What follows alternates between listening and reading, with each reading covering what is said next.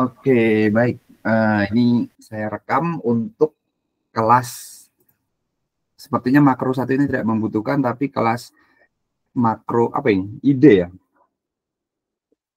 Nah, untuk makro ide dan juga untuk financial management atau manajemen keuangan IT, IB, IA karena terdampak apa istilahnya ini? Terdampak pilkada. Oke, baik. Ini dia beberapa hal nanti juga akan saya sampaikan tentang lateral thinking, kok lateral thinking apa? Clue ujian di akhir nanti akan ada clue ujian dan juga kisi-kisi clue itu kisi-kisi dan juga nilai akan saya tampilkan sekilas. Oke. Ini lanjutan yang kemarin supaya tidak gagal paham karena saya khawatir jika tidak sampaikan nanti belajar ekonomi akan menjadikan kita orang yang mengerikan. Nah, what we will do kemarin sudah ya. Ini akan ada exam info, carry Mac, documentation karena online tidak bisa ya.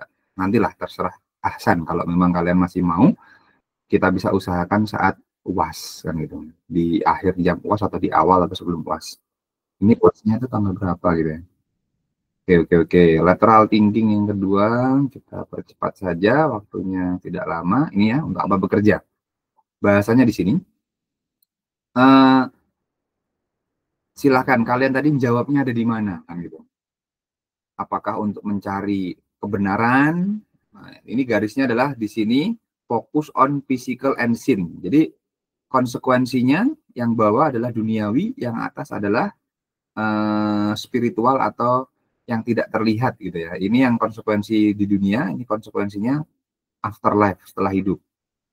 Kalau yang kiri ini secara waktu fisik, yang kanan itu afterlife. Konsekuensinya kalau yang bawah di dunia, di akhirat, yang kiri hari ini masa akan datang.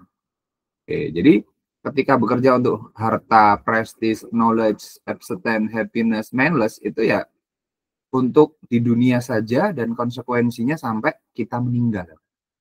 Tapi kalau untuk excellencies itu bisa setelah kita meninggal pun masih berdampak. Nah, kita meninggal pun kita masih memberikan peninggalan-peninggalan yang bagus. Apalagi untuk mencari. Jadi gambarannya ini, kalian ada di mana silahkan diperbarui atau direvisi jika kurang pas.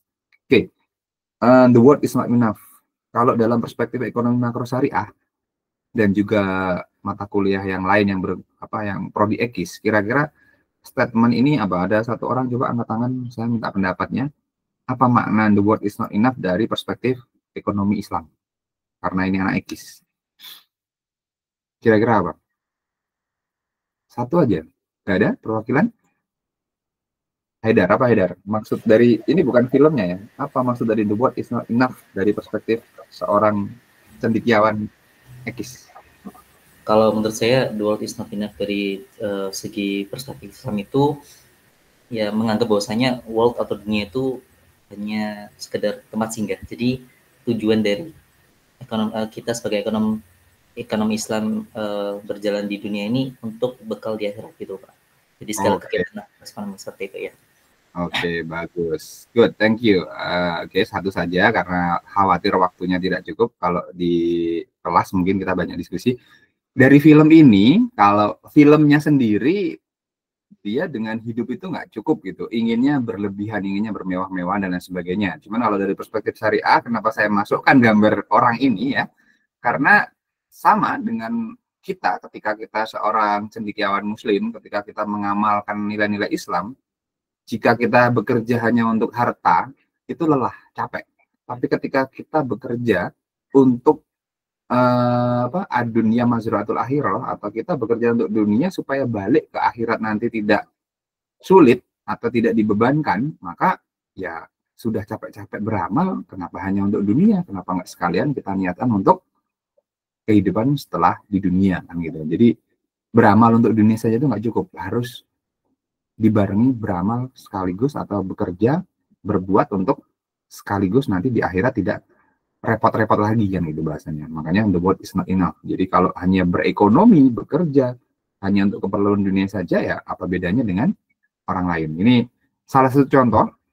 Apa benar ya ini salah satu contoh saudara yang ada di sini? Benar nggak? Saya lupa. Pokoknya dulu ada yang sama. Nah ini saya nggak tahu kenapa beliau seperti ini. Kita lanjutkan aja. Ini sebuah sindiran ya tentang bekerja itu untuk ini. Kalau saya play, saya nggak tahu. Ini intinya nanti di play sendiri. Saya khawatir internetnya kita tidak sama ya, nanti apa tersendat-sendat ketika online. Intinya anak ini menyindir orang yang belanja menggunakan kredit card.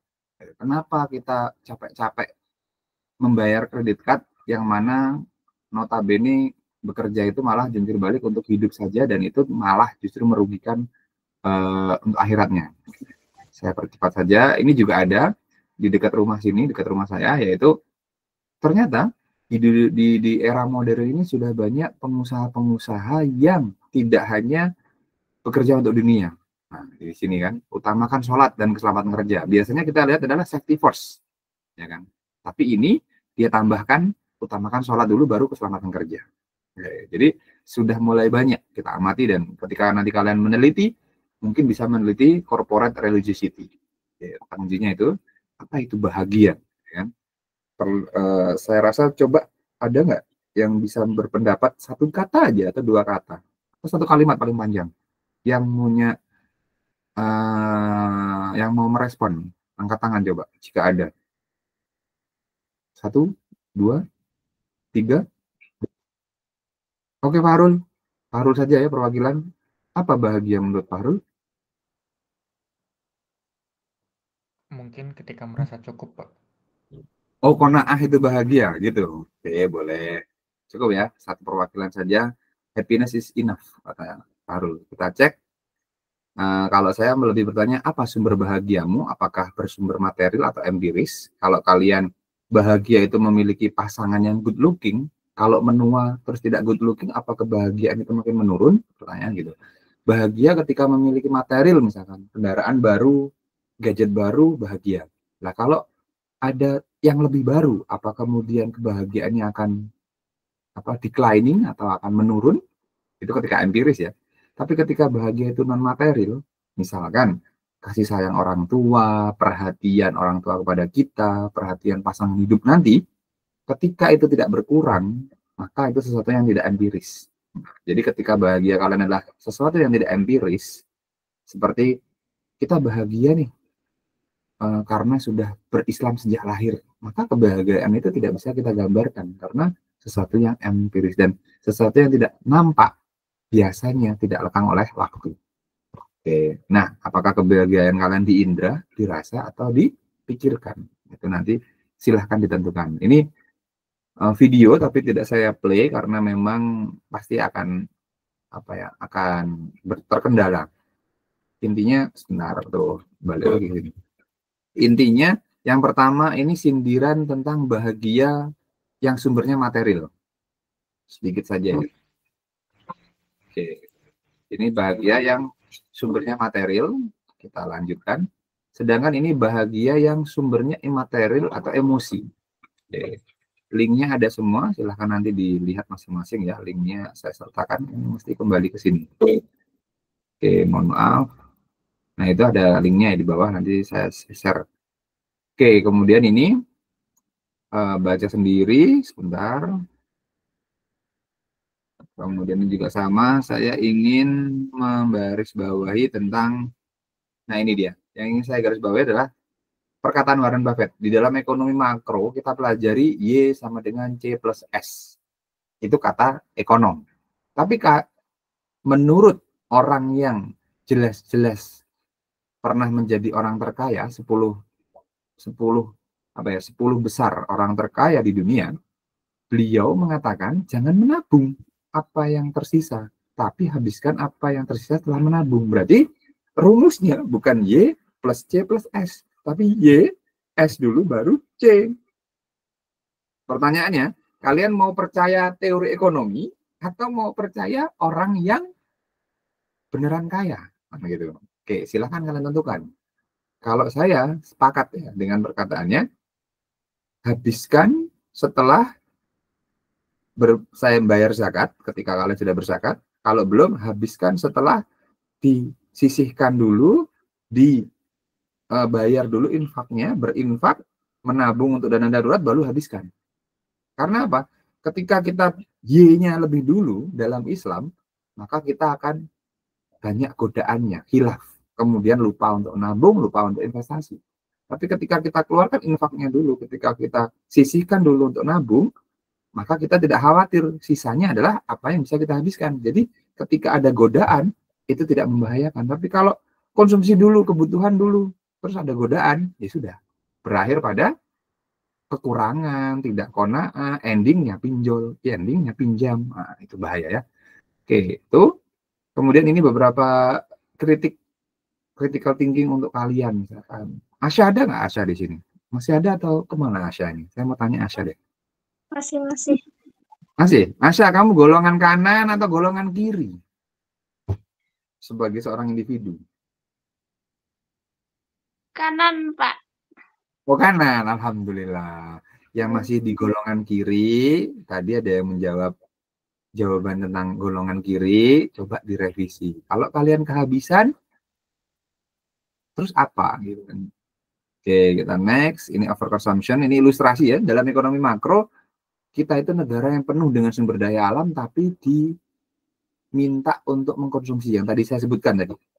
Kita ini konsumsinya itu di-trigger oleh apa? Tristan tadi kan nanya consumption. Nah, kita tuh dikirimi oleh barang-barang dari luar negeri. Akhirnya terjadi consumption. Sedangkan sumber daya alam kita kemana? Diimpor, diekspor ke luar negeri. Konsumsi tuna kemana? Ke Jepang. Masyarakat kita disuruh makan junk food. Padahal tuna itu mencerdaskan. Makanya Kementerian Perikanan itu sibuk untuk mengiklankan, ayo makan ikan, ayo makan ikan. Sedangkan kita sukanya mie.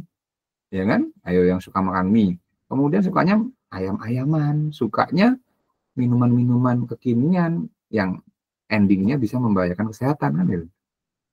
Oke, ini ya financial jokes, silahkan pesan untuk individu ya ini. Jika kita ini bisa berperilaku keuangan yang baik secara agregat, maka akan menguntungkan sebuah negara saya rasa. Tapi bukan dari consumption ekonomi, pastinya dari production ekonomi. Jadi kekhawatiran Tristan tadi adalah consumption ekonomi. Tidak mengapa kita bergeser dari consumption ke production kan. Ini juga sama, ini hanya akan terjadi di era fiat money. Kalau di era zaman dahulu orang satu koin ya satu koin gitu. Kalau orang sekarang satu koin bisa ditukar dengan sekitar 10 koin lebih.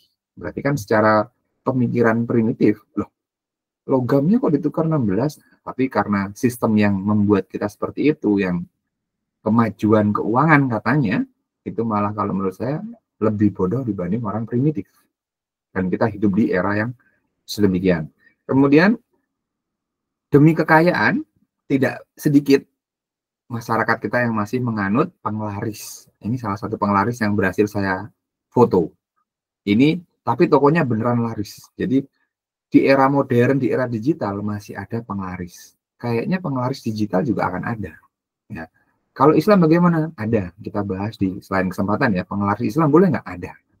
Tapi tidak kita bahas. Ini bukan yang Islam. Ini yang sama-sama. Orang-orang di masyarakat itu ingin usahanya sukses, masih menggunakan penglaris. Masih mempercayai. Dan itu sangat ironi. Di mana kita berada di negara yang mayoritas Muslim. Tapi tidak paham tentang Islam. Bahkan penganut saja. Bukan pemeluk saja. Bukan pelakunya. Oke, itu ya. Itu yang agak ke-Islam-Islaman ini sudah kita bahas di awal tentang rupiah. Ini tentang rupiah.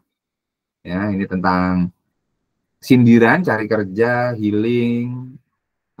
Kerja cari duit. Tadi yang jawabannya mengarah ke duit, mengarah ke kebutuhan, kerja. Stres banyak kerja, healing. Terus stres lagi kehabisan.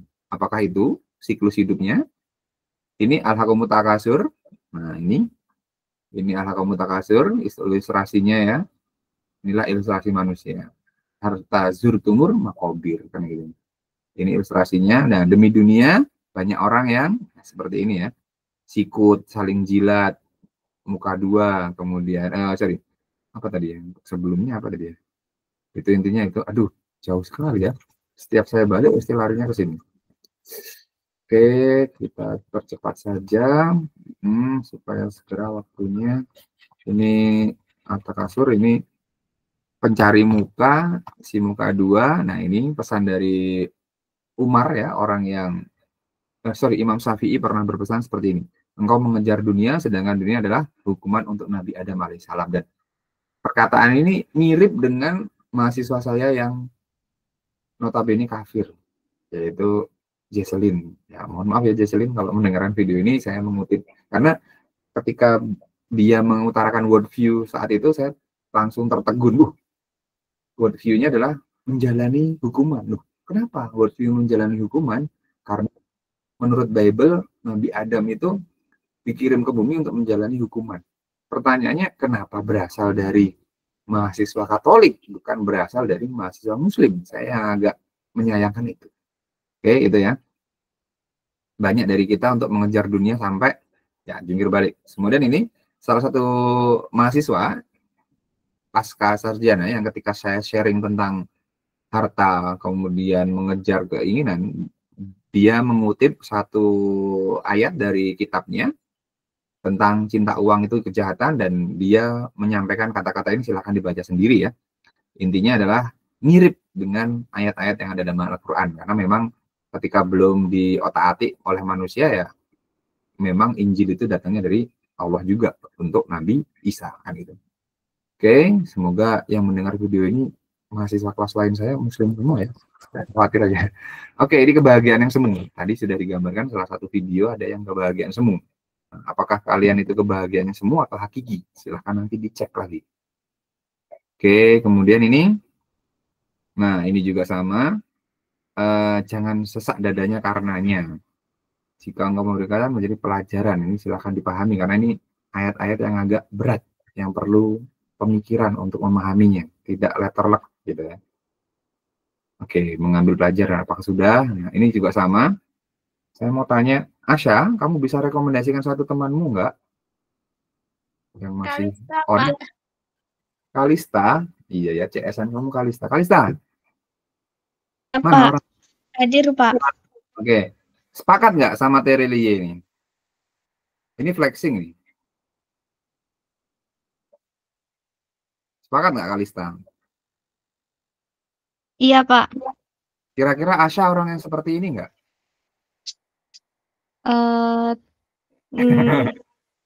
Enggak. Oh enggak, oke. Asya, untung ya sahabatnya baik. Silahkan kalian cek, saya tidak tahu sosial media kalian. Nah, kalau kalian menemukan teman kalian yang suka pamer, suka sharing apapun di-share, dan dia haus akan perhatian, haus akan pujian, haus akan like, share, and comment, maka menurut Terelie, orang-orang itu tidak bahagia. Benar apa salah? Silahkan dijawab dalam hati masing-masing, gitu ya. Sederhanalah, karena sederhana lebih dekat dengan kebahagiaan. Itu menurut Islam. Kita lihat, benar nggak sih sederhana itu dekat dengan kebahagiaan? Kita lihat orang-orang yang beneran kaya setelah ini ya. Ini beberapa quote, silahkan dibaca sendiri-sendiri ya. Yang rekaman nanti silahkan di-pause, dibaca masing-masing, karena waktunya terbatas. Oke, ini juga dibaca saya sendiri-sendiri. Ini tentang sindiran atau sebuah anekdot komik. Orang kaya itu siapa sih? Orang kaya adalah orang yang qanaah. Ini aku bahagia dengan orang begini. Hadisnya ini tadi ya, siapa? Fahrul, ini hadisnya. Laisal gina an kasiril arad walakinal gina nafs. Ini tentang qanaah. Ini beberapa quote tentang happiness, bahagia mana yang kalian jadikan rujukan, yang jadi kalian patokan yang mana. Ini juga Imam Ghazali memiliki pandangan terhadap bahagia. Nah, kita ke orang yang sangat duniawi. Orang ini orang Yahudi. Menurut dia, kaya itu sederhana. Sederhana itu indah. Kita tidak perlu ragukan lagi kekayaan materialnya. Tapi orang yang beneran kaya saja, dia mengatakan sederhana itu indah. Silakan dicari. Kalau saya tanya, Fatin, kamu baru kelas ini sama saya, Fatin? Iya, Pak. Coba Fatin, tesnya. Ini tes logika Fatin sebagai ilmu ekonomikus. Kalau Fatin memiliki harta sekaya Zuckerberg dan setampan Zuckerberg, kamu memilih pasangan seperti istrinya nggak? Priscilla ini? Kalau Atau sebagai maunya homo economicus cari yang cantik, Pak. Wah, oke. Jadi kamu mengatakan Priscilia nggak cantik gitu kan? Iya.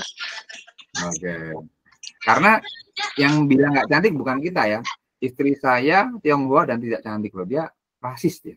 Ini bajunya baju daster Malangan nih. Jangan-jangan orang Malang.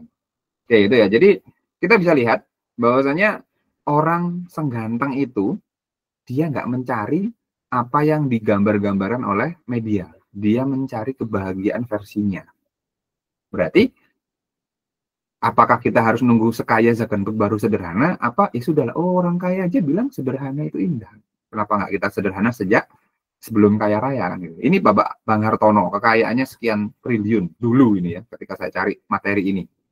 Dia ternyata pribadi yang sangat, nah ini kalau dibandingkan video OOTD-nya anak UB, kayaknya beliau ini lebih terlihat sederhana. Padahal ini orang terkaya. Lihat, beda sama artis-artis yang kalian ikuti. Coba dicek Instagram kalian itu mengikuti siapa sih? Jangan-jangan gara-gara mengikuti orang-orang yang suka pamer, kalian yang jadi tidak bahagia. Jadi penyebab tidak bahagia adalah ya yang kalian ikuti. Kalau pengen bahagia, unfollow tuh yang akun-akun membuat kalian tidak tambah bahagia. Kan gitu aja. Oke, itu ya. Menurut ini bahagia tidak pamer dan sebagainya. Kita kembali. Itu tentang konsep bahagia. Kemudian tentang waktu. Mari kita bicara waktu. Saya pernah menanyakan kalian tentang waktu. Al-waktu asmanu minad dahab. Nah ini. Kira-kira yang belum bersuara siapa ya? Fadin, tunjuk Fadin. Yang belum bersuara. Aksa belum bersuara, Pak. Oh, Ahsan. Iya, ini koordinator kelas kalian mana? Ahsan? Hadir, Bapak. Ahsan, mana orangnya? Kok nggak kelihatan? Suaranya tok ini. Ada, Pak. Saya Oke, on ini. cam. Ya, nggak kelihatan karena kamu belum muncul. Asa, kamu di tengah, kiri atau kanan menurut kamu?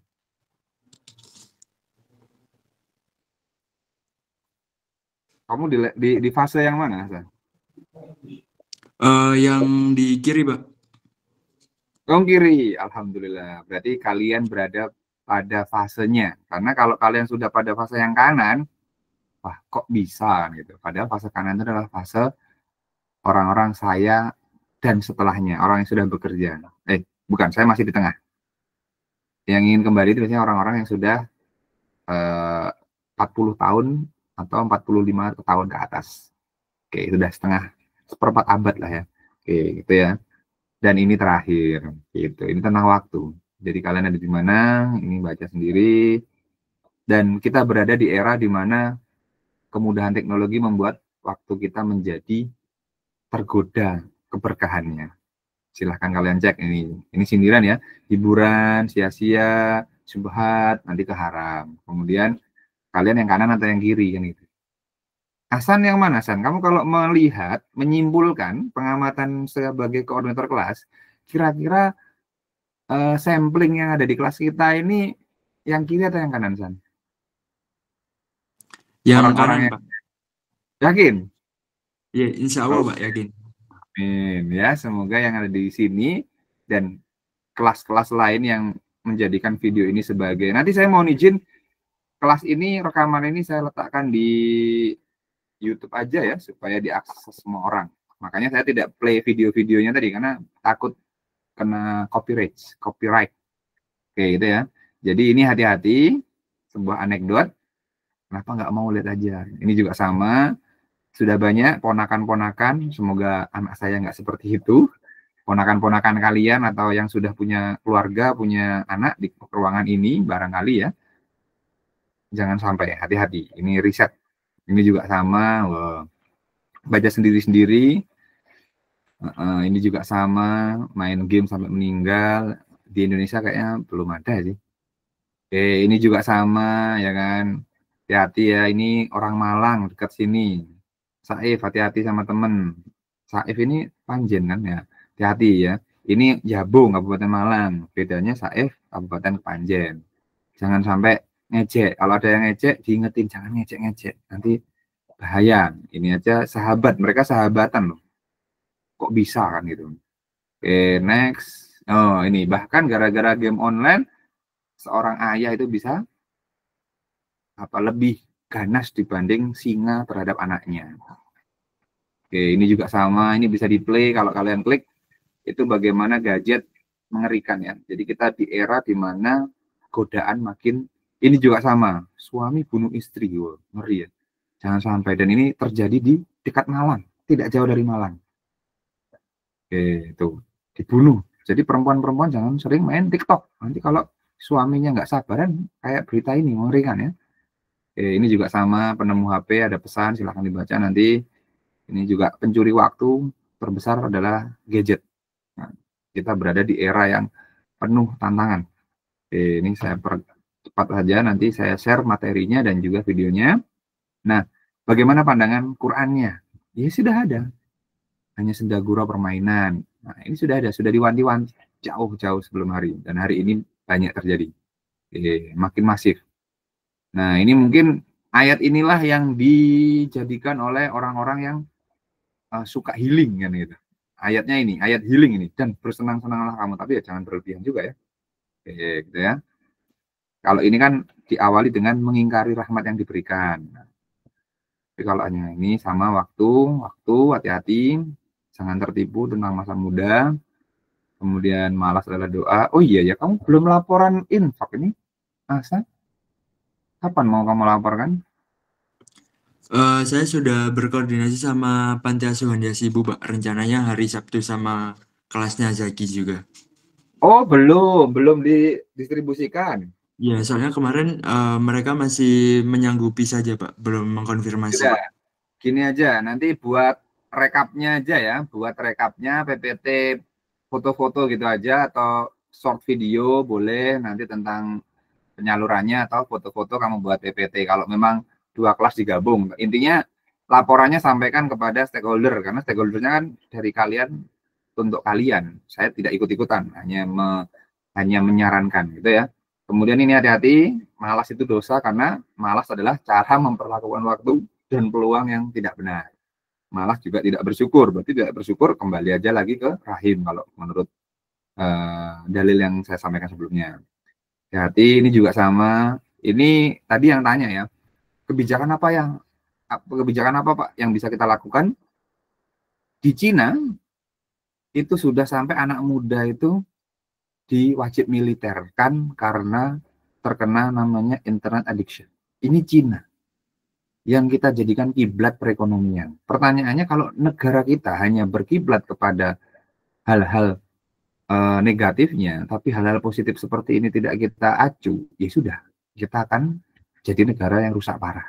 Ya, saya tidak tahu apakah presiden yang sekarang ini akan berani menegasi atau menghukum anak muda yang terkena kecanduan internet seperti halnya yang dilakukan oleh langkah Cina gitu. Karena tidak selalu Cina itu negatif. Ini apa nih?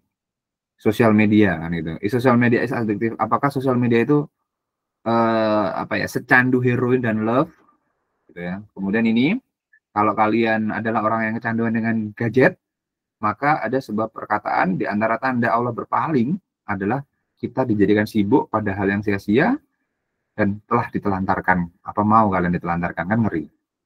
Oke, itu ya. Kemudian kita percepat intensitasnya. Ini beberapa hal tentang religiositas, unity by social injustice. Oke, ini Bapak mantan presiden kita ingin SDM yang unggul. Kemudian ini juga Indonesia emas, tapi dengan fakta-fakta di lapangan, apakah masih bisa terwujud atau justru menjadi Indonesia cemas? Wallahu a'lam bishawab. Semoga masih sama. Ini Indonesia itu religius tapi nakal, religius versi penelitian Barat. Karena kalau religius perspektif Islam harusnya ya minimal melakukan sholat 5 waktu. Nanti kita lihat datanya ya. Ini beberapa faktanya. Saya coba perbesar supaya kelihatan. Oke, peringkat 2 bahwa agama adalah faktor. Ini beberapa fakta yang bisa kita lihat. Kemudian ini tingkat korupsinya tinggi, tidak sopan di internet. Semoga yang di sini bukan termasuk diantaranya hobi judul online yang sekarang sudah mencapai 900 triliun, kan mengerikan. Ini anomali kemakmuran. Tadi yang ada yang pertanyaan yang menanyakan tentang apakah semakin pertumbuhan ekonomi itu membawa kesejahteraan. Pertanyaannya, Kalau memang sejahtera, mengapa penduduk Indonesia, penduduk dunia yang terkena obesitas itu lebih banyak dari yang kelaparan? Loh, berarti sejahteranya malah menderita obesitas penyakit. Nah, angka bunuh diri tercatat tertinggi dan takut memiliki anak di negara-negara dengan GDP di atas rata-rata. Kan aneh, makin sejahtera, karena menurut konvensional kesejahteraan itu diukur berdasarkan GDP rata-rata. Negara dengan GDP di atas rata-rata justru bunuh dirinya tertinggi dan takut memiliki anak. Harusnya secara logika, secara teori, yang bunuh diri, yang tertekan, yang takut memiliki anak adalah negara-negara yang GDP-nya paling rendah.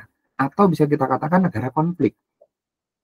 Kita sebut saja negara Palestina. Harusnya di Palestina, orang-orang itu banyak yang bunuh diri, mengakhiri hidupnya, dan takut memiliki anak. Pertanyaannya, orang-orang Barat melihat, ini nggak masuk akal. Gara-gara agama mereka dibunuh seperti ini. Akhirnya hikmahnya adalah banyak orang-orang kafir yang melihat kegigihan umat Islam di Palestina, saudara kita di Palestina, justru berbondong-bondong memeluk Islam. Itu salah satu hikmahnya. Kalau kita menggunakan rasionalitas, sudahlah lepaskan agama supaya hidup tenang. Nah, pertanyaannya anomali. Jadi kemakmuran yang katanya negara sejahtera itu malah justru mereka banyak bunuh diri, banyak tertekan, takut. Tadi pertanyaan siapa saya lupa ya. Ini jawabannya di sini. Jadi inilah anomali kemakmuran yang digadang-gadangkan, makin tinggi pertumbuhan ekonomi, makin sejahtera. Mana sejahtera? Apakah sejahtera ditandai dengan banyaknya orang bunuh diri? Apakah sejahtera ditandai dengan banyaknya orang yang takut memiliki anak? Nah, itu ya pertanyaannya. Akhirnya bumerang bagi mereka sendiri, bahwasanya kesejahteraan yang tidak didasarkan pada ajaran Quran dan hadis akan menjadi sebuah bumerang. Ini juga sama. Mahasiswa bunuh ibu kandung, ngeri ya. Sekarang keluarga-keluarga itu menjadi orang yang mengerikan. Ini sama, mirip. 1, 2, 3 ini memiliki kemiripan. Kalau ini buka saya lupain, surah 8 ini tentang buka fargob. Nah, ini semua yang pahit, intinya berharap pada manusia itu pahit. Oke, ini sebenarnya saya tanyakan kepada kalian, tapi waktunya khawatir tidak cukup. Saya mau tes satu orang. Siapa ya? Ahsan, tunjuk satu orang, Ahsan.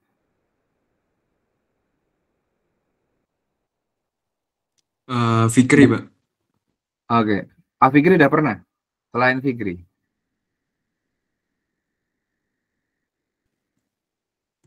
Firja, Pak. Oh iya, Firja belum. Firja, bersuara Firja. Ada nggak orangnya? Ada Pak, ada Pak.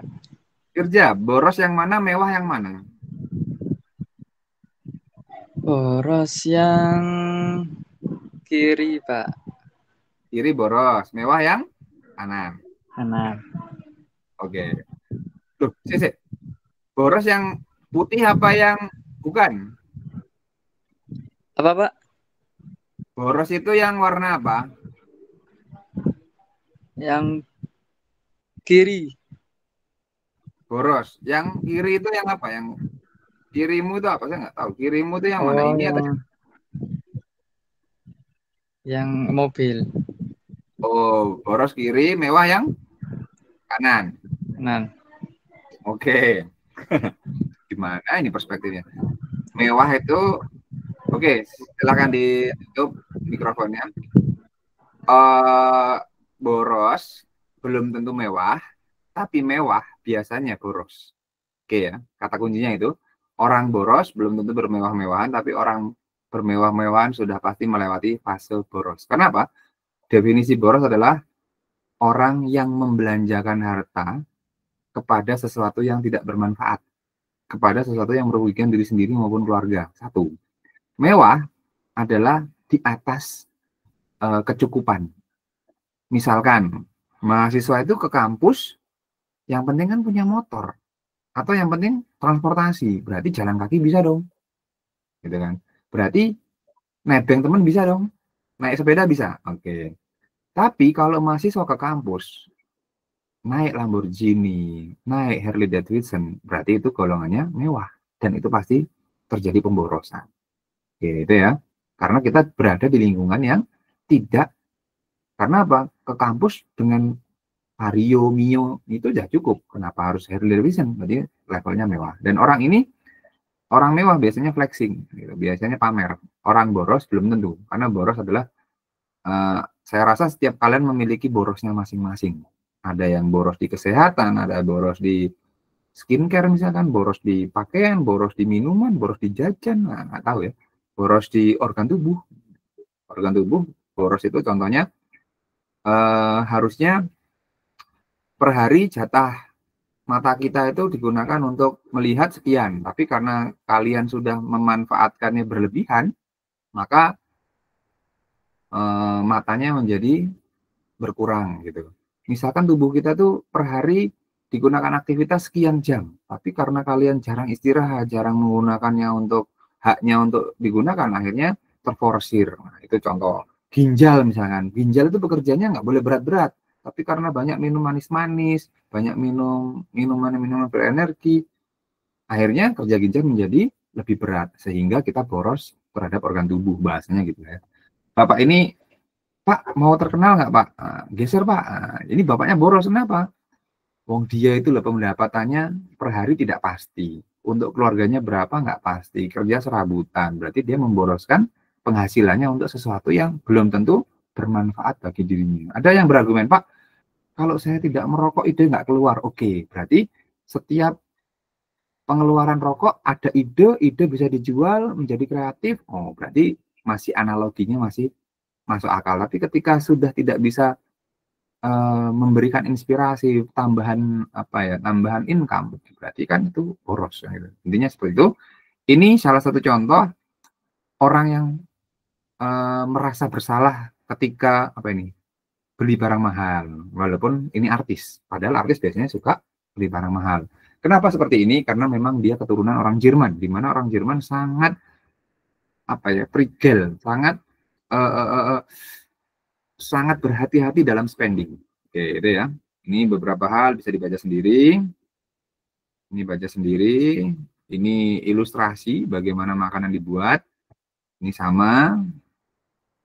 sama juga ilustrasi bagaimana banyak orang memboroskan makanan gitu. Ini juga sebuah paradoks yang tadi yang bertanya. Ternyata orang mati karena obesitas itu jumlahnya lebih banyak dibanding orang mati karena kelaparan. Yang hijau, apakah hasil kebun kita itu untuk nutrisi atau untuk balapan, untuk fuel, untuk makanan motor gitu kan. Ternyata 40% atau hampir setengah ya, produksi biji-bijian atau benih itu bukan untuk nutrisi manusia, tapi untuk nutrisi hewan dan juga untuk biofuel, bahan bakar mesin. Kemudian kita itu lebih banyak memubazirkan makanan atau memberi makan orang miskin. Nah, ini sebuah data mengatakan 1,3 miliar ton. Gitu. Kalau di Indonesia kan 3 billion adalah 3 miliar ton. Ya, 1,3 billion tons atau 1,3 miliar ton itu berapa juta kilo kan gitu. Makanan yang siap makan atau perfectly edible food, makanan yang sangat layak untuk dimakan, itu dibuang sia-sia. Dan jumlah yang dibuang sia-sia, ini dalam 1 tahun, di dalam tahun penelitian ini, itu 4 kali jumlah yang dibutuhkan untuk memberi makan orang miskin. Pertanyaannya, ketika distribusi merata, ini di ekonomi konvensional saja, belum menerapkan ekonomi syariah saja, ternyata makanan yang disia-siakan dalam 1 tahun itu bisa untuk memberi makan selama 4 tahun orang-orang yang kelaparan. 1 dunia. Berarti kalau kita terapkan ini secara syariah, ketika kita konsumsinya tidak berlebihan, berapa makanan yang bisa terhemat? Berapa makanan yang bisa terhemat yang bisa kita gunakan untuk saat masa paceklik? Gitu. Ini kembali ke pertanyaan siapa tadi yang takut tentang bagaimana ketika konsumsi itu kita hadir faktanya. Oke, kita lanjut lagi. Nah, ini dia. Digambarkan kan tadi, kita dilahirkan untuk bersyukur. Tapi, dijelaskan juga bahwasanya kami telah menempatkan kamu di bumi sediakan sumber penghidupan, gitu kan, tapi banyak dikorupsi, akhirnya menjadikan many poor countries getting worse, gitu, tetapi sedikit sekali yang bersyukur. Nah, jadi ya sudah, ketika ekonomi konvensional itu sangat ilmiah, dan secara data itu seperti itu, apakah kemudian kita mengikuti? Ya tidak, ya kita membenarkan. Justru terima kasih, data ekonomi konvensional itu membenarkan ayat-ayat Quran, makin membuat kita yakin. Jadi kesimpulannya jangan diikuti, karena belum tentu yang hanya itu benar. Oke, boros permewahan bukan bersyukur. Oke, lanjut. Kemudian ini ya, nah ini ancaman lainnya, ide boros teman setan, ancaman hadisnya itu, itu Quran, sorry, silakan nanti dibaca. Ini juga saya mengajak kalian berbelanja di warung sebelah.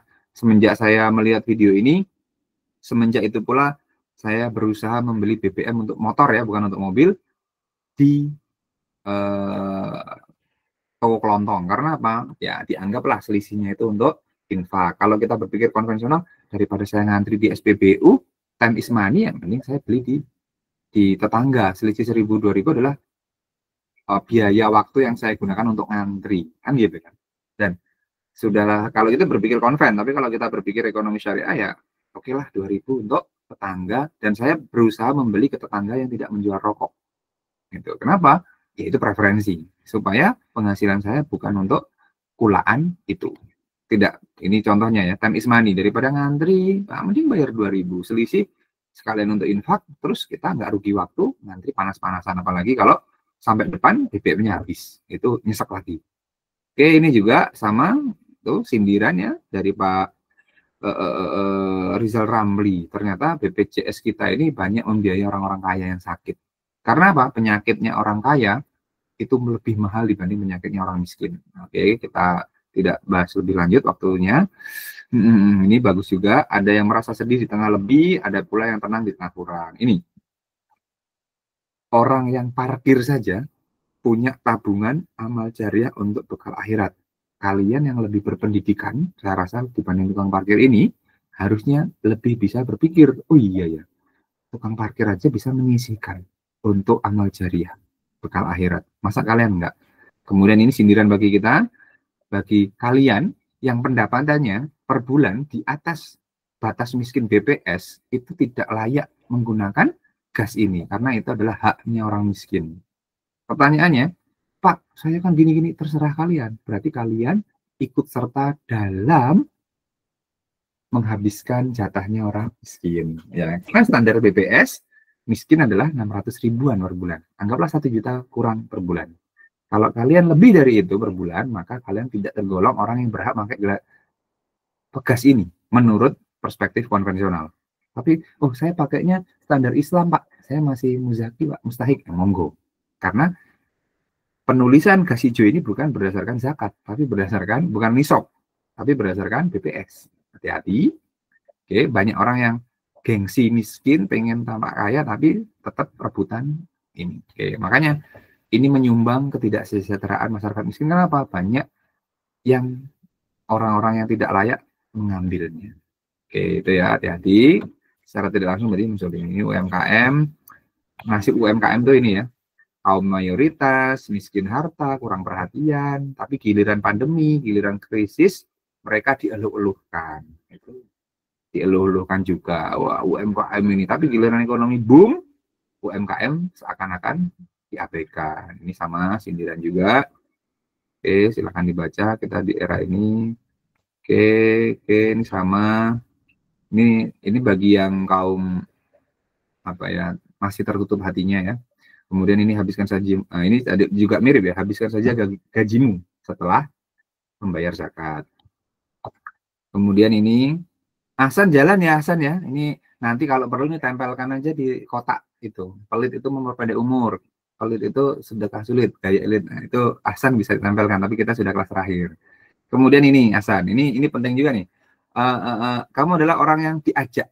Nah, kalian adalah orang yang diajak menginfakkan. Oke, berarti saya sudah mengajak. Lalu di antara kamu ada orang yang pikir. Barang siapa pikir sesungguhnya terhadap dirinya sendiri. Dan kalian akan digantikan dengan kaum yang lain. Nah, ini pemahamannya agak berat ya. Jadi perlu upgrade level keislaman dulu. Ini juga sama. ada orang-orang itu yang ini ya, yang batil. Nah, banyak tuh ya, di secara makro, secara agregat, memakan harta dengan cara yang batil, banyak nggak Fahrul? Pengamatan kamu? Kamu yang suka ngamati Yang kayaknya. banyak, Pak. Banyak ya, mereka yang menghalangi manusia dari jalan Allah banyak nggak? Kelihatannya sih begitu, Pak. Dan orang-orang yang menyimpan tidak menginfakannya, banyak juga. Oke. Dan berikanlah kabar gembira kepada mereka. Kabar gembiranya adalah, kamu nanti akan azab yang pedih. Sudah ada, sudah tertulis. Sama juga. Ini nanti ya, nasib kita kalau pelit, nah ini. Wah, kan ngeri kan kalau disimpan. Jadi jangan banyak-banyak menyimpan, cukup untuk dana darurat saja sih. Kemudian, nah ini, orang-orang mengira kikir itu baik, padahal buruk. Akan dikalungkan di lehernya. Jadi kalau kekayaannya tuh, tadi berapa tadi? 3 triliun, itu akan dikalungkan. Berat sekali kan. Ngeri, oke? Nah, ini pinjaman yang baik akan dikembalikan. Kalau kalian kemarin niatnya nyumbang atau mengumpulkan ke Ahsan itu pinjaman, maka akan dilipat gandakan. Kemudian ada lagi pahala, oke, gitu ya. Yang meminjamkan, yang baca sendiri, ini udah banyak perusahaan-perusahaan atau pelaku-pelaku usaha yang menerapkan diskon. Ini kalau saya tanya, pernah satu penjual itu, Mas, kenapa Mas kalau hari Jumat lebih murah? Iya Mas, itu subsidi. Saya niatkan untuk amal gitu, untuk Jumat berkah gitu. Karena dia mempercayai itu sebagai penglaris gitu. Penglaris yang Islami itu ya ini, yang tidak menyalahi aturan. Ini kitabnya, ini mungkin yang kelas lain jika ada penganut agama selain Islam bisa dilihat ya. Oh iya ya, ini juga saya sampaikan untuk kelas yang mikro keuangan mikro juga, karena keuangan mikro terdampak. Jadi saya mohon maaf, ini beberapa yang untuk kalian, benar apa tidak gitu. Ini sama, ini beberapa mahasiswa saya gitu kan. Oke, ini sama. Nah ini kenapa gambar ini gambar tetangga saya yang penganut Katolik atau Protestan, saya lupa. Intinya beliau pagi, sore, tiap hari ya, pagi dan sore itu selalu berangkat ke gereja untuk doa pagi, doa petang. Anak-anaknya sukses semuanya. Beliau adalah pensiunan pegawai emas. Hidupnya sederhana. Jadi intinya adalah ini tetangga yang kadang-kadang kalau berbagi makanan itu beliau ini tetangga saya di rumah orang tua ya, bukan di sini. Kalau dia berbagi makanan itu kan nasihat Islam suruh bagi makanan, suruh berbagi ke tetangga. Terus ketika kita guyon gitu agak khawatir gitu, beliau bilang, aku mesen di warung kok halal itu, bukan masakan gua. Itu juga lucu juga. Jadi punya tetangga yang religius, agamanya apapun itu enak untuk diskusi. Dibanding, mohon maaf, kita punya tetangga yang seiman, seagama, tapi nggak paham agama, itu malah justru menyusahkan. Tapi kalau dia berbeda keyakinan, apalagi seiman, tapi dia paham tentang nilai-nilai agamanya dan dia mempraktekannya, maka bertetangga itu menyenangkan dengan mereka. Ini sindiran juga, silahkan dibaca sampai kapan mau bermain. Kemudian ini masalah pemuda, tadi yang nanya, Pak, solusinya bagaimana? Nah, solusinya adalah ini. Banyak generasi penerus bangsa itu ingin pintar tidak mau belajar, ingin kaya nggak mau bekerja, inginnya pasti income, ingin masuk surga tapi tidak ingin amalan surga, malah tidak ingin masuk neraka tapi hobi mengerjakan amalannya. Gitu. Ini sama, apakah kita akan menjadi mahasiswa yang tidak kenal agama? Hati-hati. Kemudian ini pemuda ancam bunuh ibu, adalah ini kelakuan-kelakuannya mengerikan ya. Apakah ini salah orang tua dalam mendidik anak atau bagaimana? Walau alam bisawab. Oke, kemudian ini juga survei, hanya 33% pemuda Muslim Indonesia yang ke masjid. Survei dilakukan di 12 kota besar. Jadi kemana 70% lebihnya? Kemana 60 berapa? 66,4%. Oke, itu ya. Ini juga sama. Preferensi pemuda Muslim hari ini seperti ini. Fajar player, entry tiketnya nggak ada, tendensinya cuma 1-10, benefitnya dijanjikan surga, sepi. Live konser, biaya tiketnya $500, yang hadir 10.000 lebih, benefit tidak ada, ancaman neraka. Mana yang dilakukan? Ini juga sama, kalian beserta orang-orang yang kau cintai. Kalau kalian ngefansnya sama, kalian cek ya sosial media kalian, kalau kalian mengidolakan orang itu, kalau dia amalannya membahayakan ya, kalian akan terbawa. Hati-hati. Saya cuma bisa berpesan itu. Ini videonya di play sendiri ya. Intinya ini adalah penyihir yang kalau biasanya ustadz-ustadz itu bilang apa namanya, ayo sholat, keutamaan sholat, saya dari perspektif yang lain gitu. Kenapa? Ternyata ini seorang penyihir yang mengatakan muslim yang taat itu sulit disihir. Kalau muslim sholatnya tidak genap 5 waktu, itu mudah disihir. Bagi mahasiswa saya yang beragama selain Islam, mohon maaf, ini hanya untuk teman-teman yang muslim supaya lebih taat lagi beragama. Untuk yang non-muslim semoga tidak tersindir ya, tapi ini sebuah pernyataan resmi, silahkan dicari video aslinya. Intinya dia membeberkan bahwasanya sholat 5 waktu itu kalau dilakukan dengan benar bisa menyulitkan para penyihir. Jadi orang yang kena santet, kena guna-guna ini menjadi pertanyaan. Nah, gimana itu? Ini juga sama ya, silahkan baca sendiri. Saya khawatir nanti kena ban kalau videonya di-play. Kita cepatkan saja, baca sendiri. Ini jadikan bahan renungan. Kita kembali ke, aduh, waktunya cukup nggak ya? Itu dapat, oke, kita percepat aja. Siapa ya? Asha, baca Asha. Don't stay Terjemahkan. in. Terjemahkan. Bisa ya, baca. Don't stay in a illegal relationship with the intention of making it halal someday. We promise you tomorrow. Bisa jawab nggak, Asha? Enggak, Pak. Ini saya perhalus bahasanya ilegal karena memang belum dilegalkan oleh lembaga legal hukum ya. Kalau aslinya haram, ngeri ya. Saya perlembut sebagai ilegal karena memang lebih lembutnya adalah ilegal. Jadi kenapa? Karena belum dilegalkan oleh KUA maupun pencatatan sipil maupun agama kan gitu. Ini contoh-contohnya loh. Ini kira-kira ilegal atau legal kan gitu. Kalau legal kayaknya nggak di jalan-jalan seperti ini. Ini di Malioboro ketika jam 12 malam saya baru sampai di stasiun Tugu ketika perjalanan pulang ke rumah, di rumah ibu mertua ini. Nah, ini juga kira-kira ini siapa? Iya. Mohon maaf ya, ada saya pulang.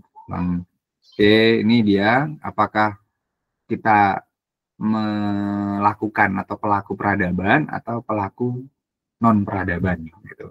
Ini gimana ini? Ini yang memfoto siapa? Yang memfoto mahasiswa saya juga. Ini di mana? Ini di SAC. Ngeri ya. Oke, ini juga fakta Kabupaten Malang, setiap 6 jam 20 menit satu putusan tentang apa ini? Tentang nikah. Ngeri. Oke, ini juga sama, baca sendiri. Usia SD SMP pernikahan dini. Nah, ini. Ibu tega buang bayi demi karir. Tadi hati-hati ya, bekerja demi karir, bekerja demi hidup dunia sampai seperti ini. Ngeri. Fenomenanya ini juga sama, 2 bocah disudut rokok oleh ibu dan pacarnya. Kenapa nggak ibu dan bapaknya ya? Aneh ya, Polres Malang. Kemudian ini juga sama, cekcok Bekasi berujung penusukan. Alasannya karena apa? Karena si perempuan minta orang tua laki-laki lah. Berarti ada something dong di hal yang ditusuknya sehingga berujung ngeri. Ini juga sama, klik aja nanti dia video ya ini ya, tertangkap kamera perbuatan miris gitu anak muda zaman sekarang. Apakah kita akan menjadi Indonesia emas? Ini juga sama. Ini kalau di play terkait ini.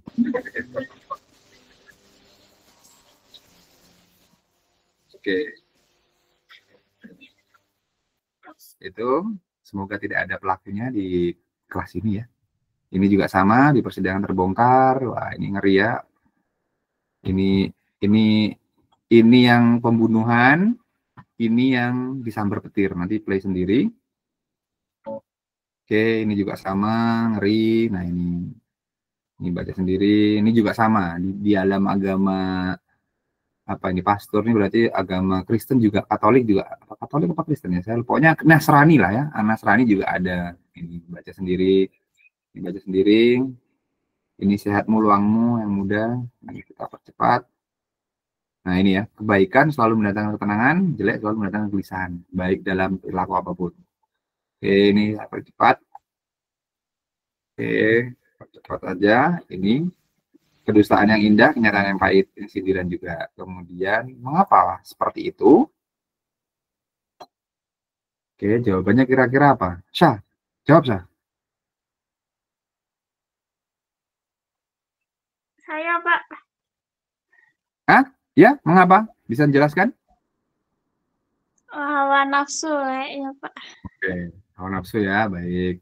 Karena itu fase manusia. Jadi fase kita memang ada fase bermain, senda gurau, perhiasan, berbangga, berlomba kekayaan, dan berbangga. Kalau saya prediksi kalian di fase perhiasan. Paling make up. Tapi berbangga mungkin. Yang punya harta, kalian bisa berbangga. Berbangga biasanya levelnya adalah kalau sudah ada pekerjaan. Berlomba dalam kekayaan ketika sudah bekerja 5-10 tahun yang sudah punya harta. Keturunan kalau sudah punya anak, oh anakku tuh di sini, itu biasanya orang tua kita. Anakku kuliahnya di UB, nah, itu biasanya orang tua. Jadi diwanti-wanti orang tuanya supaya nggak usah lah Bu disebut-sebutkan, malu, nggak enak, itu dikasih tahu. Karena memang ini fase manusia ya, tiap fase godaannya masing-masing. Ini anak muda, sukanya senda gurau. Ini orang tua, sukanya perhiasan. Ini juga sukanya berbangga-bangga dalam sosmed. Nah ini sama ya, ini sindiran juga. Kemudian ada sebuah pertanyaan, ini aneh, setiap hal terjadi, hal buruk mengikuti setelahnya. Aneh kan? Nah, ini kalau dalam Islam disebut ain.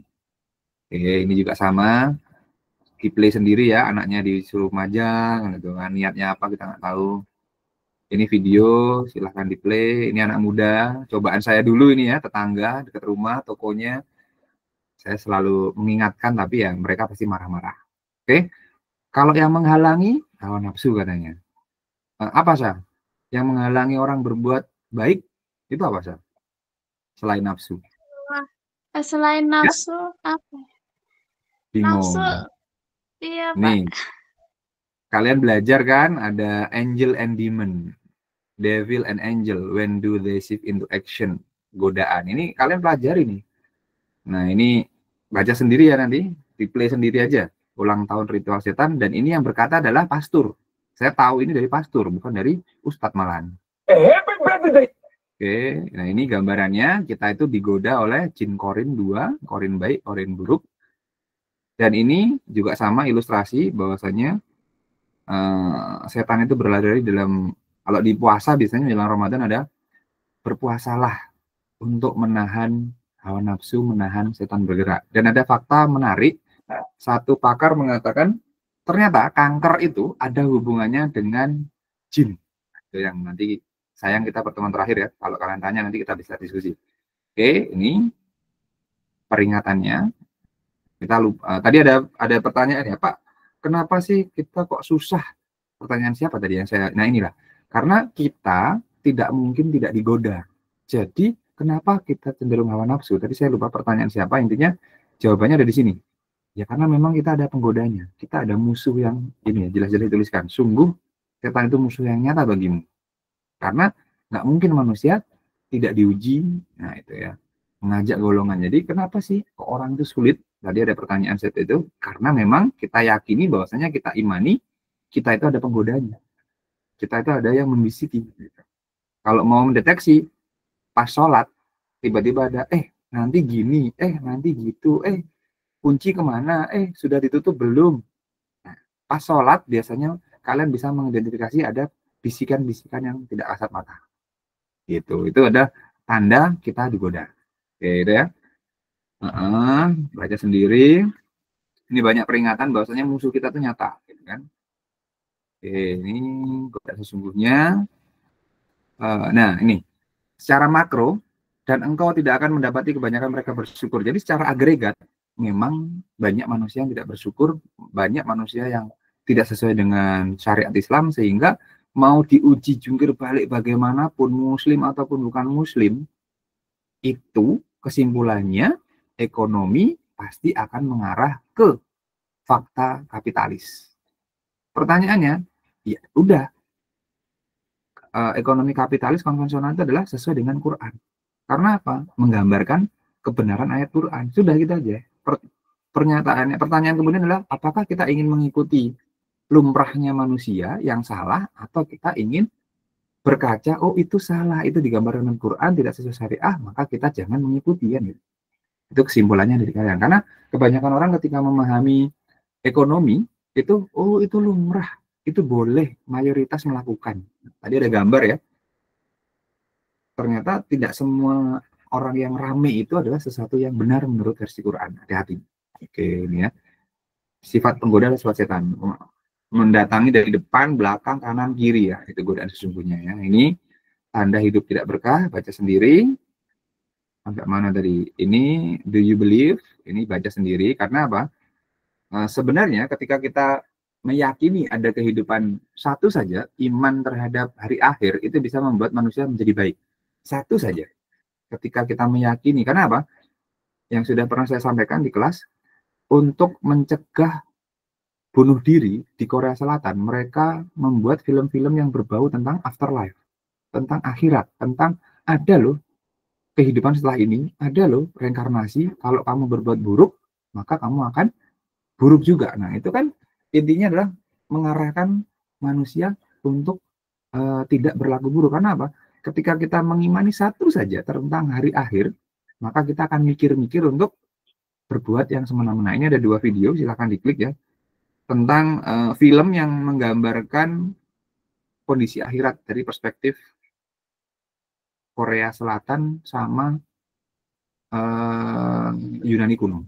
Oke, kita percepat. Ini juga sama, baca sendiri. Ringan timbangannya, rugi dan untung versi Quran ya ini. Mari merenung, ini beberapa ayat. Apakah sama, berakal sehat mendapat pelajaran, kemudian untuk hari esok, al-asr, kemudian takutlah. Oke, ya ini baca sendiri nanti saya bagikan ya. Ada yang mengingkari pertemuan dengan Tuhannya? Ada. Kemudian apa ini? Mengerjakan kebajikan. Oke, baca sendiri. Dan ini 2/5 atau 40% pertanyaan akhirat terkait dengan kegiatan ekonomi. Jadi berhati-hatilah dalam ekonomi. Nah ini orang yang ingin kembali ke dunia setelah wafat itu adalah ingin bersedekah. Kemudian ini, oke kita percepat. Nah ini apa?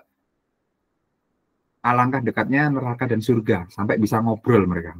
Gitu ya. Ini film horor yang sesungguhnya. Kalau tidak berani jangan diklik. Ini diklik saja nanti ya. Kita percepat. Kemudian solusinya apa kira-kira? Ada solusi kah? Saya percepat aja. Solusinya ini ketika Y dan X perbaikan, maka terhadap tidak pula mereka bersedih. Jadi belum banyak grand teori cendekiawan muslim yang mencoba menghubungkan antara ini. Jadi supaya tidak sedih bagaimana? Nah, ini bertakwa, mengadakan perbaikan, maka dia tidak pula khawatir. Itu salah satu contohnya ya. Kita percepat. Ini perilaku orang mayoritas gitu kan. Masjid gratis. Ini gambarannya Homer. Sirosis, pusing, gangguan, bayar. Konser, migrain, masalah pendengaran, alergi, galau, stres. Merokok, kanker, jaringan jantung, emah, bronkitis, bayar. Masjid, ketenangan, damai, optimis, tapi jarang yang mau. Ini ya. Ini baca sendiri. Saya percepat. Oke, kita percepat saja. Sudah ya? Sudah selesai ya? Bentar. Oke, clue. Semoga cukup waktunya. Nah, ini nanti tolong diisi ya post-test. Dan saya sudah mendata. Yang tidak mengisi pretest pasti akan berpengaruh. Karena sejatinya pretest adalah syarat masuk kelas kedua dan ketiga.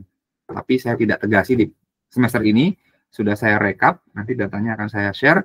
Yang tidak mengisi pretest, ya jangan kaget kalau penilaian saya terhadap kalian tidak baik gitu ya, karena kalian tidak peduli dengan nasib sendiri, maka saya pun tidak akan memperdulikan nasib kalian ini.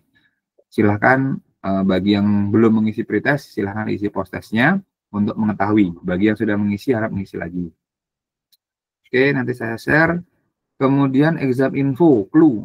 Oke, saya ganti screen dulu. Ini dia clue-nya. Ujiannya untuk 2 kelas ya. Ujian kita di tanggal 12 jam 12.10 kelas IB, ID, GU, dan gedung D. Wah, jauh sekali. Kemudian clue untuk yang ekonomi. Ini ide insya Allah Kamis, close book, boleh membawa 1 lembar ringkasan maksimal A4, catatan tangan bukan fotokopi. Kejujuran ini dibaca ya. Huruf yang mudah dibaca. Intinya kalau tidak mudah dibaca jangan salahkan nanti informasi tidak tersampaikan dengan baik dan benar. Waktunya 120 menit. Masih ada waktu untuk belajar menulis yang mudah dibaca, bukan menulis indah. Okay? Di sini ada total nilai UAS 112. Ini ya nomor soal, instruksi soal, jumlah skor. Kisi-kisinya ini, aduh kok Excelnya berantakan ya. Ini ya, poin-poin tiap soalnya ada. Oke, ada berapa soal ya ini? Ada isian, hati-hati. Ini total poin, oke, ini dia. Waduh, disimpan acak-acakan ternyata. Nanti saya coba kumpulkan lagi yang baik. Ini dia, oke. Waduh, ini ada soal sunah ya, hati-hati. Soal sunah maksimal dari akumulasi nilai soal sunah ini. Semoga tidak ada AI yang bisa mengcapture ini dan memunculkan angkanya. Kalau ada pun AI, saya lindungi nanti, saya rukyah. Oke, sekaligus untuk kelas FM, ini ada kisi-kisi juga untuk kelas yang sebelah. Sekaligus karena ini untuk rekaman ya. Rabu, IC 11.11 jam setengah 3, 100 menit.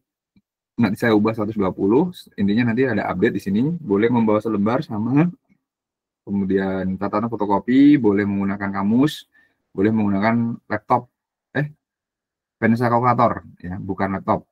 Ini tulisan mudah dibaca, ada 2 skema, pilihan ganda ya, soal pilihan ganda dan esai. Jadi nanti internet boleh digunakan hanya untuk membuka soal pilihan ganda.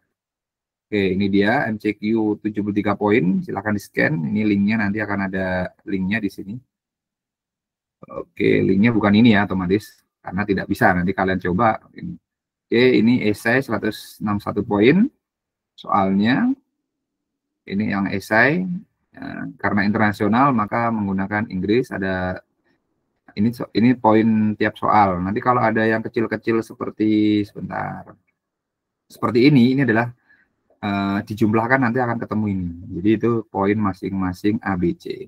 Ini untuk jika kalian nanti ketemu saya di mata kuliah Financial Management, kurang lebih soalnya akan seperti ini. Jadi hati-hati. Oke, buat terlem dan sebagainya. Aduh, masih salah ya ini. Ini harusnya soal yang masih draft. Jadi masih mungkin ada soal sunahnya juga. Yang di makro tadi juga ada soal sunahnya. Oke, ini juga ada soal sunahnya juga ada. Kok disimpan jelek nih. Kemudian carry mark untuk makro ini, saya scroll pelan-pelan ya. Silakan nanti di stop bagi yang mendengarkan videonya ini ya. Saya scroll pelan-pelan, oke, bisa kalian stop sampai 38. Oke, itu. Kemudian, nah nanti bisa kalian lihat lagi videonya ya, karena ini waktunya terbatas. Oke, nah ini average-nya.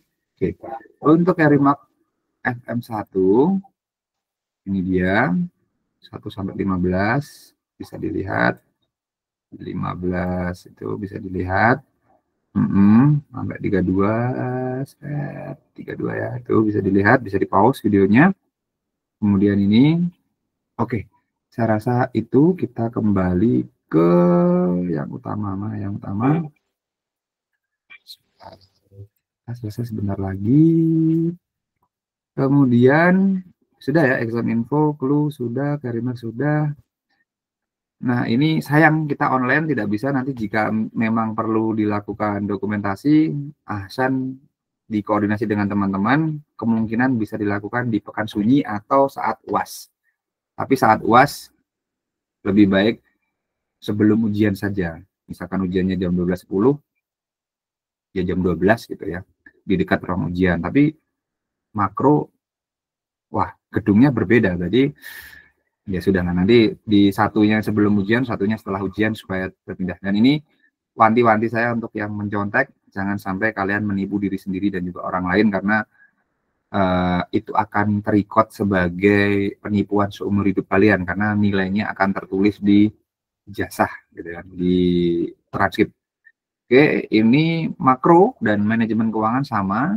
dari buku yang direkomendasikan dan apa yang sudah kita pelajari. Kemudian ini saya minta tolong nanti diisi untuk evaluation, batasnya sampai UAS ya. Jadi silahkan diisi. Saya rasa itu kita cukupkan. Saya mohon maaf jika ada salah, itu datangnya dari saya pribadi selama mengajar. Jika ada benarnya, itu datangnya dari Allah Subhanahu wa Ta'ala. Dan saya tidak buka sesi tanya jawab. Jika ada nanti diwakilkan ke Ahsan saja, atau jika ada yang ditanyakan terkait UAS, kita bisa ketemu secara singkat di Pekan Sunyi. Misalkan ada pertanyaan terkait kisi-kisi, karena waktunya terbatas, bisa janjian. Yang ingin tanya saja ya, tidak harus semuanya yang ingin tanya. Kalau yang ingin mendengarkan ya bisa ikut, jika yang tidak ingin ya tidak usah ikut. Misalkan ada pertanyaan terkait UASnya bagaimana, ini boleh apa tidak, atau bagaimana, nanti kita janjian saja secara daring di Pekan Sunyi, intinya sebelum UAS. Gitu aja ya Hasan ya, jika ada yang ditanyakan terkait mekanisme UASnya. Oke Hasan, kita cukupkan. Saya tunggu laporan Hasan nanti di grup Classroom. Oke, kita cukupkan sampai di sini. Semoga tidak bertemu lagi dengan saya di mata kuliah yang sama. Saya cukupkan. Bila taufiq wal hidayah. Assalamualaikum warahmatullahi wabarakatuh. Waalaikumsalam. Waalaikumsalam warahmatullahi wabarakatuh.